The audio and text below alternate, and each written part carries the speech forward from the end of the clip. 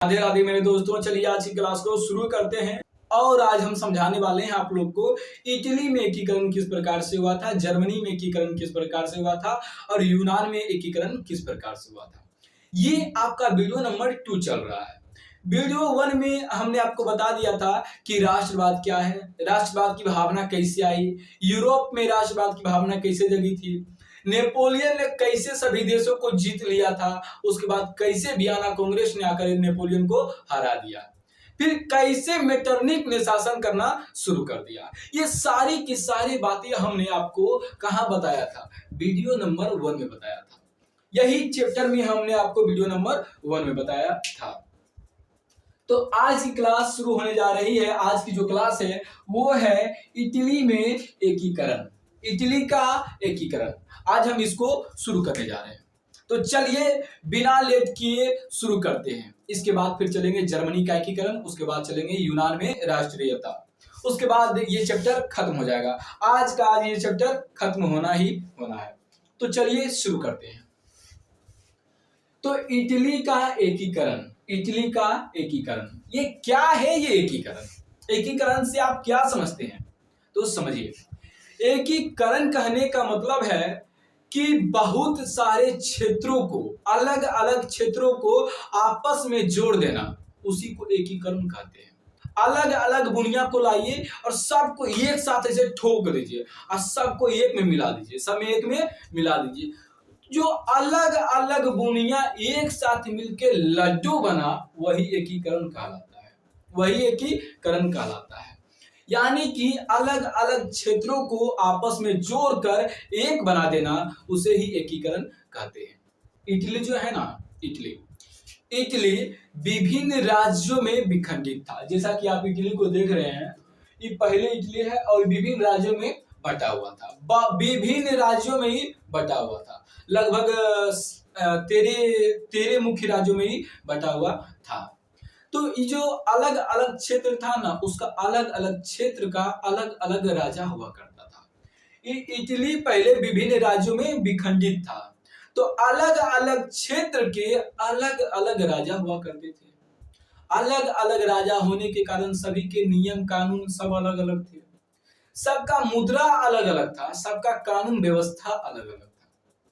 यानी कह सकते हैं कि एक ही पहले ही राष्ट्र नहीं था, पहले ही राष्ट्र नहीं था, पहले अलग अलग कई सारे क्षेत्रों में विखंडित था, जो कि सभी का राजा अलग अलग हुआ करता था, सबका नियम कानून अलग अलग था, धर्म अलग था, भाषा अलग था, मुद्रा अलग था। तो यहाँ क्या हुआ, नेपोलियन आया। नेपोलियन ने किया था, इसको पूरे को जीत लिया, पूरे को जीत लिया।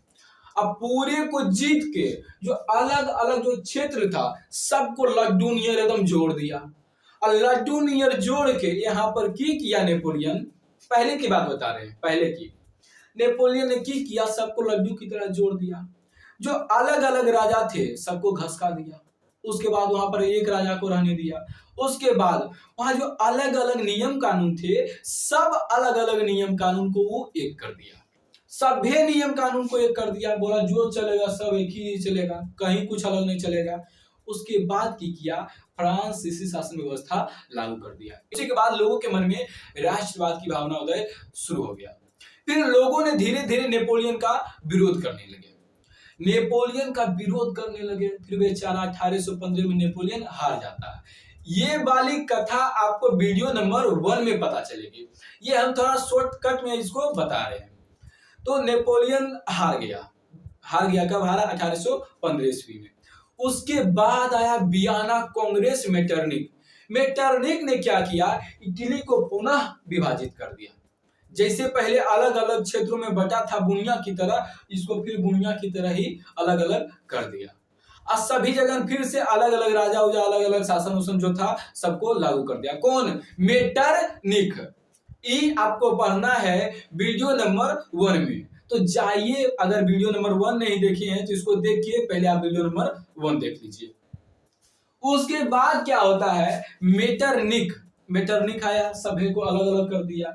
उसके बाद जब मेटरनिक भी 1848 ईस्वी में हार जाता है, जब वो चल जाता है, तब इसका एकीकरण संभव होता है। लेकिन अब जानेंगे कि इस बीच में क्या क्या ऐसी घटना घटी, कौन कौन बुद्धिजीवी लोग आए जो इटली का एकीकरण कर दिए। तो चलिए शुरू करते हैं। तो सबसे पहले बात करते हैं मेजनी। कौन? मेजनी। इटली के एकीकरण में मेजनी, गैरिबाल्डी, काउंट काबूर सभी का अहम भूमिका रहा है, सभी का अहम भूमिका रहा है। तो एक एक करके हम बात करेंगे कि कौन कौन कैसे कैसे आए और कौन कौन कैसे कैसे एकीकरण किए। तो सबसे पहले बात करते हैं वो है मेजनी। कौन है? मेजनी। मेजनी क्या था? साहित्यकार, गणतांत्रिक विचारों का समर्थक था। मेजनी साहित्यकार, गणतांत्रिक विचारों का समर्थक था और ये सेनापति भी था। क्या था? सेनापति था। ये बहुत पहले से इटली का एकीकरण करना चाह रहा था, लेकिन इसको बार बार असफल हो रहा था, ये बार बार असफल हो रहा था। लेकिन पुनः इसने एक बार प्रयास किया और इटली का एकीकरण करना चाहा। तो मेजनी इटली का एकीकरण करना चाहा। तो मेजनी क्या था? मेजनी साहित्यकार, गणतांत्रिक विचारों का समर्थक था और यह सेनापति भी था।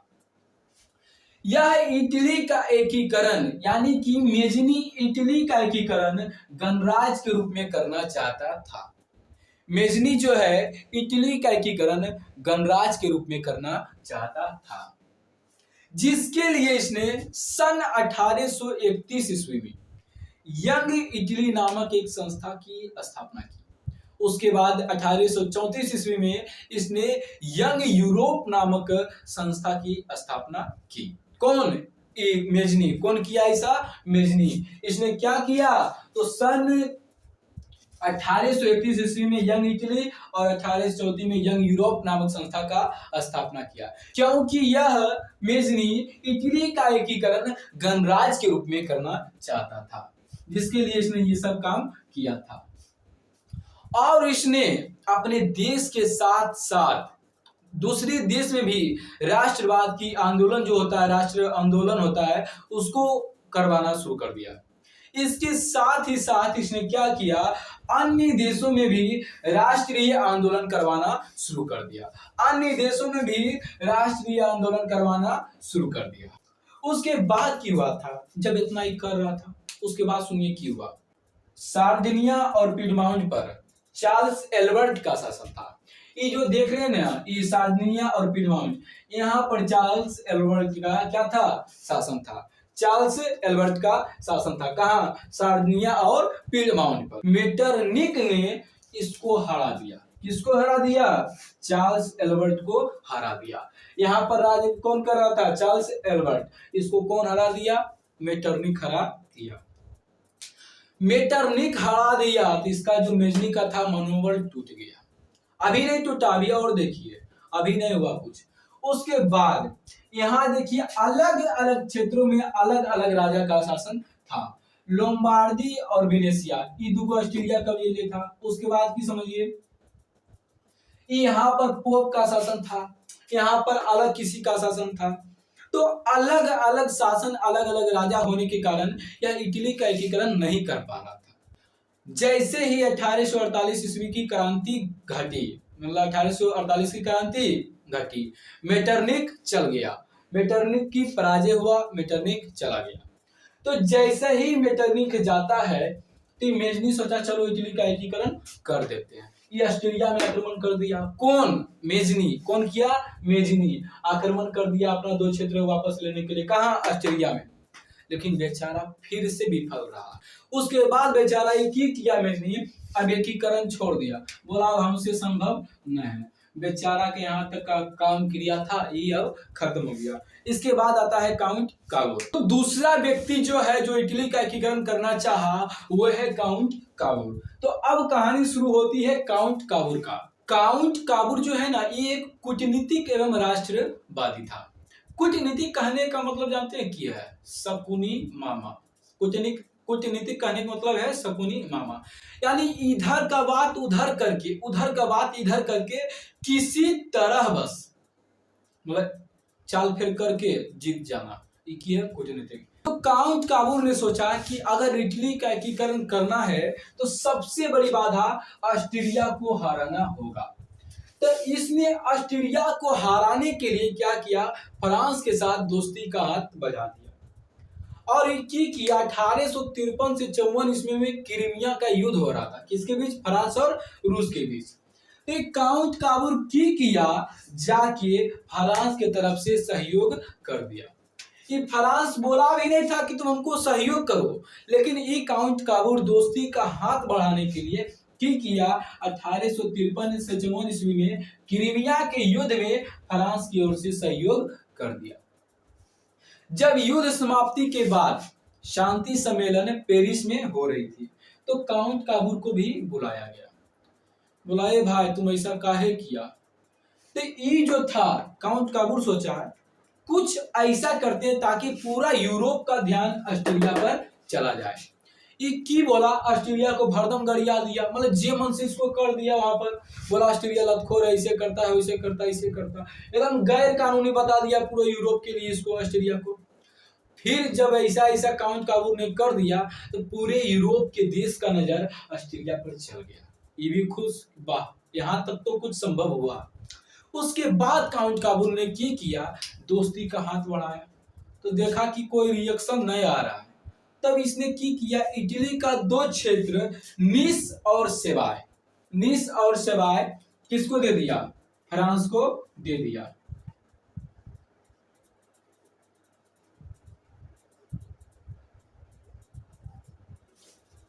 दोस्ती बढ़ाने के लिए नीस और सेवाय इटली का क्षेत्र था, लेकिन फ्रांस को दे दिया ताकि दोस्ती गहरा हो जाए। उसके बाद इसने पीडमाउंट पर सैन्य शक्ति मांगा, यानी कि सेना मांगा। कहा, पीडमाउंट, यहाँ पर पीडमाउंट पर इसने क्या मांगा, सैन्य शक्ति मांगा। किससे लड़ने के लिए, ऑस्ट्रिया से लड़ने के लिए। और ये काउंट काबूर कह दिया था कि हम जिसको जिसको भी एक करेंगे, इसके बीच तुम कुछ होने बोलेगा, कुछ नहीं बोलेगा, हम जो करना होगा हम करेंगे। तो ये बोला, फ्रांस बोला ठीक है चलो शुरू होते हैं। तो जैसे ही काउंट काबूर को पीडमाउंट पर सैन्य सहायता मिला, तैसे ही 1859 से 60 ईस्वी में ऑस्ट्रिया पर आक्रमण कर दिया। किस पर आक्रमण कर दिया, ऑस्ट्रिया पर आक्रमण कर दिया।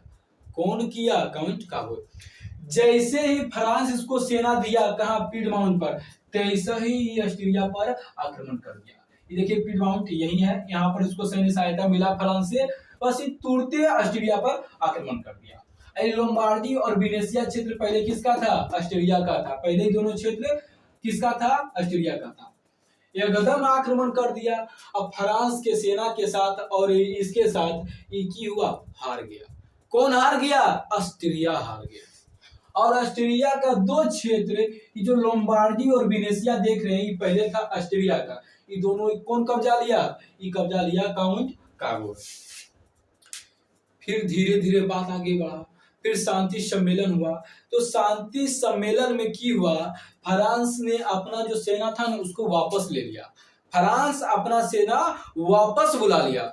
उसके बाद जब शांति सम्मेलन हुआ तो ये बोला, कौन बोला, शांति सम्मेलन। जब शांति सम्मेलन हुआ तो शांति सम्मेलन किसके बीच हो रहा था, हो रहा था ऑस्ट्रिया और इटली के बीच हो रहा था, इटली के बीच हो रहा था। तो फ्रांस बोला कि देखो, फ्रांस बोला काउंट काबूर को, फ्रांस बोला काउंट काबूर को, देखो लोम्बार्डी और वेनेशिया पर तुम तो कब्जा कर ही लिया है, एक क्षेत्र तुम रखो, एगो उसको दे दो, तुम भी खुश, तू भी खुश। काउंट काबूर बोला ठीक है कर देते हैं, बाद में हथियावे करेंगे। काउंट काबूर ने की किया कि जो लोम्बार्डी क्षेत्र था, जो लोम्बार्डी है, ये अपने पास खुद रखा। कौन, काउंट काबूर। वेनेशिया दे दिया किसको, ऑस्ट्रिया को दे दिया। लोम्बार्डी क्षेत्र अपने पास रखा और वेनेशिया दे दिया किसको, ऑस्ट्रिया को दे दिया। यहाँ तक बात तो सही सही चल रहा। फिर इसने की किया, इसी के सहायता से, फ्रांस के सेना की सहायता से, पहले ही इसने इधर सभ्य को हथिया लिया था, सबको हथिया लिया था, खाली रोम को छोड़कर, रोम और दक्षिणी क्षेत्र को छोड़कर इसने काउंट काबूर ने सभ्य को हथिया लिया था। अभी वेनेशिया को भी छोड़िए दीजिए, उसको छोड़कर सबको ही कौन हथिया लिया, काउंट काबूर। उसके बाद 1862 ईस्वी तक रोम और दक्षिणी क्षेत्र को छोड़कर इसने पूरा इटली का एकीकरण कर दिया था। यहाँ तक कोई दिक्कत नहीं होनी चाहिए। इसके बाद आता है गैरिबाल्डी, उसका कहानी इसको मिटा के करते हैं। उसके बाद तीसरा व्यक्ति आता है गैरिबाल्डी। जो गैरिबाल्डी है ये पैसे से नाविक था। गैरिबाल्डी पैसे से नाविक था।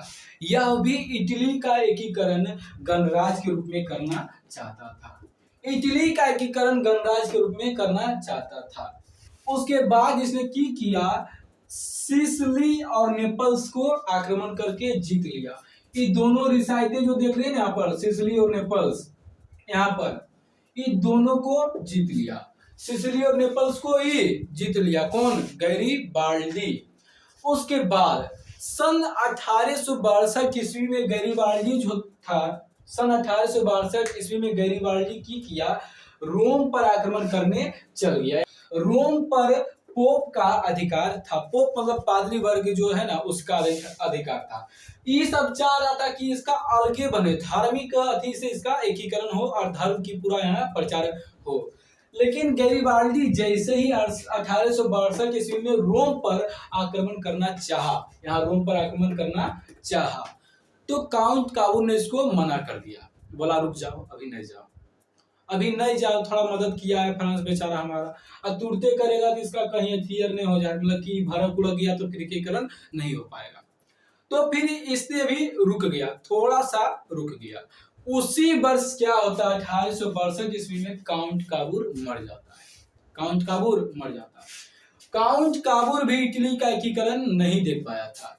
जैसे ही काउंट काबूर मरा, फिर एक ही किया गैरिबाल्डी, अपना सारा राज व्यवस्था, जितना भी इसके पास धन संपत्ति था, सब विक्टर इमैनुअल को देकर साधारण किसान बन गया।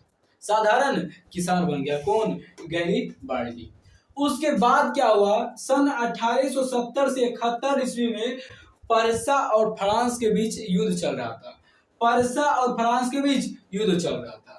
तो यही विक्टर इमैनुअल राजा किया गया, बोला कि अब ये एक मौका है, इधर भिड़ल रहेगा इनमें से, तो इधर हमें आराम से एकीकरण कर देंगे।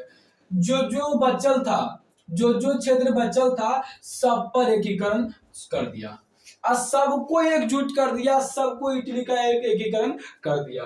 अतः 1872 ईस्वी तक इटली का एकीकरण संभव पूर्ण रूप से हो गया। गैरिबाल्डी जो है शुरू में मेजनी के विचारों का समर्थक थे, लेकिन बाद में काउंट काबूर के विचारों का समर्थक हो गए।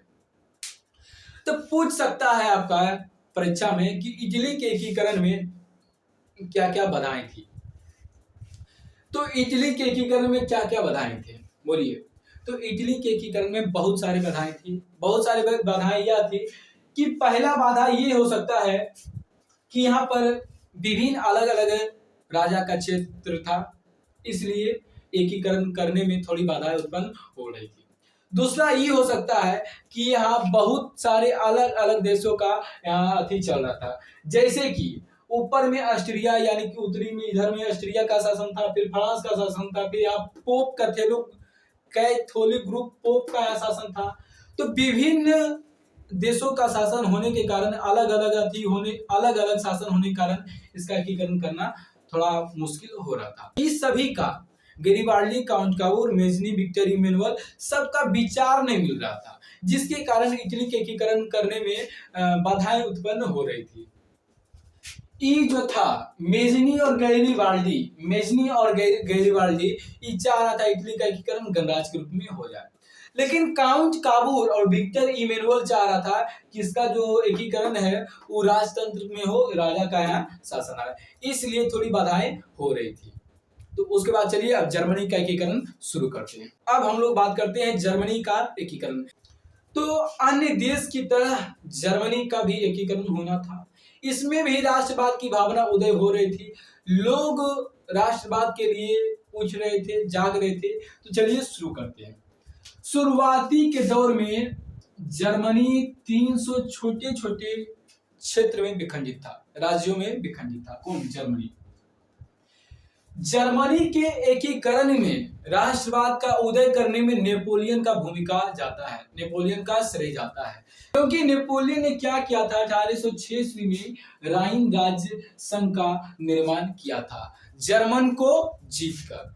यानी पहले जर्मनी 300 छोटे छोटे राज्यों में विखंडित था, लेकिन नेपोलियन आया, सबको एक कर दिया। उसके बाद यहाँ पर अपना फ्रांसीसी शासन व्यवस्था वो लागू किया था। उसके बाद जब यहाँ राष्ट्र की बात आती है, उसके बाद जब यहाँ एकीकरण की बात आती है, तो पर्सा का शासक था उसमें फ्रेडरिक विलियम। पर्सा का शासक था वह कौन? Frederick William. सब लोग कह रहे थे कि पर्सा के शासक फ्रेडरिक विलियम को कि सुनिए एकीकरण करना है, आप सहयोग करिए, लेकिन फ्रेडरिक विलियम बड़ी निरंकुश था, बड़ी खत्म था। ही बोला नहीं, हम ये सब नहीं करबो, जो तो देख लियो। फिर धीरे धीरे समय बीतता गया, फ्रेडरिक विलियम को लगा कि ना, सही कर रहा है, जर्मनी का एकीकरण करना है, हमको तो आने पड़ेगा। तो ये धीरे धीरे सेना का निर्माण करने लगा। लेकिन उसके बाद क्या होता है, फ्रेडरिक विलियम मर जाता है, फ्रेडरिक विलियम की मृत्यु हो जाती है। तो जैसे ही मृत्यु होती है, तो फिर उसके बाद पर्सा का शासक विलियम बनता है। फ्रेडरिक का भाई था कौन? विलियम। पर्सा का शासक विलियम बना। विलियम ने क्या किया कि सबसे पहले एक कूटनीतिज्ञ बिस्मार्क को यहाँ का चांसलर बना दिया।